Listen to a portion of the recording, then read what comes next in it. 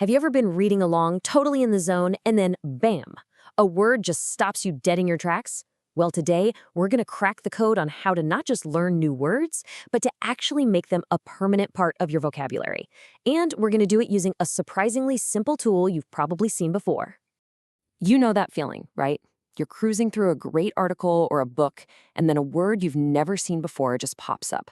It completely breaks your flow, and honestly, it can be super frustrating. But what if I told you there's a systematic way to conquer those words for good? Take a look at this. At first glance, it just looks like a page from a workbook, right? But it's so much more. This isn't about boring memorization. It's a mental workout. Think of it as a toolkit that's going to turn you from a passive reader into an active word detective, ready to solve any linguistic mystery you come across. So, here's our game plan. This whole mental workout has 4 key stages. First, we're going to become word detectives. Then, we'll put those words into practice. After that, we'll learn how to build connections. And finally, the most important part, we'll make these words truly our own. Ready? All right, first stop on our journey, becoming a context clue detective. This is absolutely the foundational skill. It's all about training your brain to spot the clues that are hiding in plain sight right there in the text, just waiting for you to find them. And here's the secret sauce. A simple 4-step approach. First, you just look at the photo, the visual clue. Then, you read the caption and try to swap in a word you already know. Step 3, you test that swap in the main sentence to see if it still makes sense. And finally, you lock in your prediction. It's this powerful process of deduction that really works. Let's see this thing in action. Okay, for the word conviction, we see a picture of a protester. The text says she was led by her conviction that change was needed. My brain immediately jumps to a word like belief, a strong belief. Now for critic, we've got a person studying a painting. The sentence says, the art critic took a long time to study the painting. This totally suggests a critic is someone who judges or analyzes something. See, the pictures and the words work together to unlock the meaning. Okay, so now we know how to decode a word. That's great, but it's only half the battle. Now it's time to actually put it to work.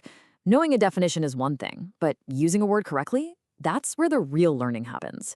We're moving from just understanding to actively using. All right, time for a quick practice run. What word do you think fits in this blank? Malia couldn't change Nina's strong what? If you said conviction, you nailed it. And by doing that, you're not just remembering a definition, you're actually applying it in a brand new context, which makes that connection in your brain so much stronger.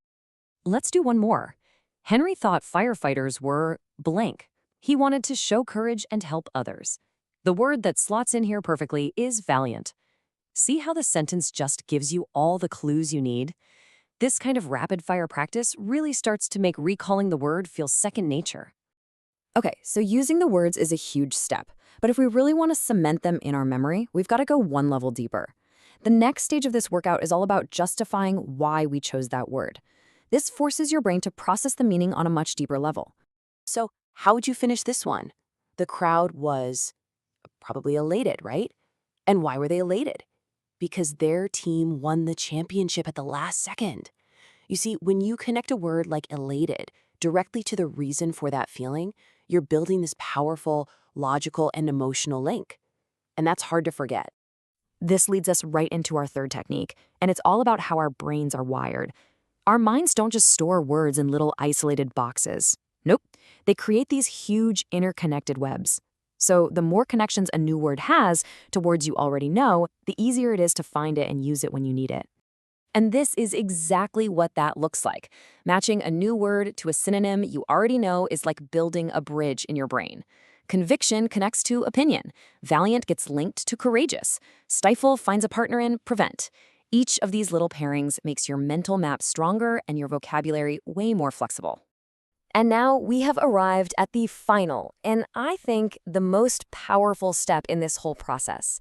This is where you stop treating the word like something you're just studying, and you start weaving it into the fabric of your own life, your own experiences. Just think about this question for a second. It's doing something really profound.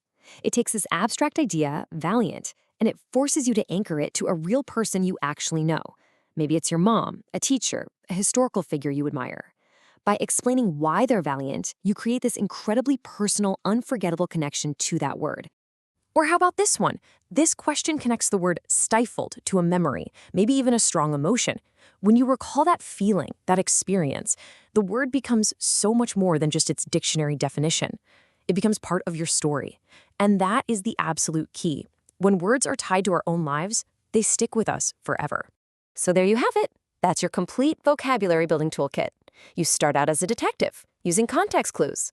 Then you get active, practicing with scenarios. You build that word web with synonyms. And then, the final boss level, you make the words your own by connecting them to your life. Because at the end of the day, learning new words isn't just some school exercise. Every single word you master is a new tool in your belt.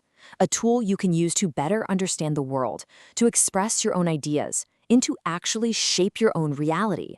So the only question left is, what world will you build?